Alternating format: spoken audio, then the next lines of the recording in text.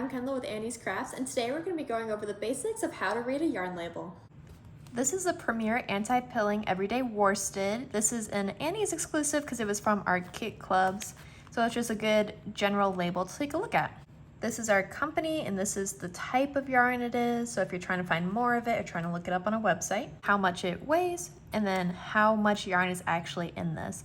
You'll find a huge variety from like a Pound of Love, which has a ton of yarn, to smaller ones like this one, which has about 90 yards. This right here where it says 4 is one of the most important parts of a yarn label.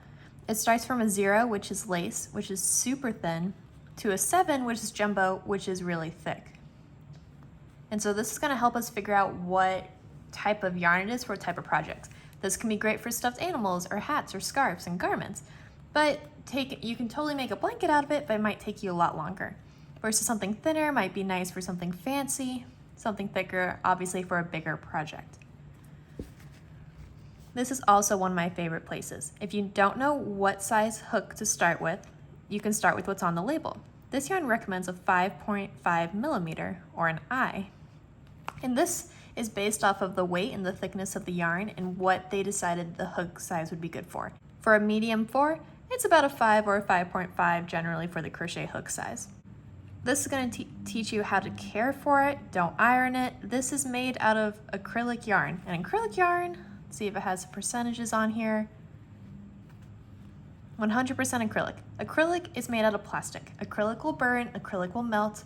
Do not use it for hot plates. Do not iron it. Cotton is much better for that. But now you know it'll be great for a blanket. Would not do anything that's going to involve high heat. This is the color and the color number. Some websites you can look it up by number. Others you just have the name. This is the lot number. It's the dye lot. So when they make yarn, they dye a whole bunch at the same time. And then they distribute it, they wind it out, and they send it places. So if you're going to make a big project, you're going to want to make sure it's all in the same lot number. Because if this is in one lot and then you buy a new skein that's in a different lot, the shade could be a little different due to the dyeing. Although most, especially now, are very similar, very close, you might not even notice the difference. If you're doing a big blanket or a sweater, you might want to take a look at the lot numbers so you can make sure they all come from the same dye lot so they all look about the same.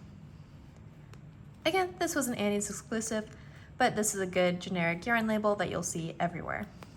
I hope that helped with the basics of how to read a yarn label so it doesn't look so foreign next time you buy some, and you can start figuring out how to use it for projects.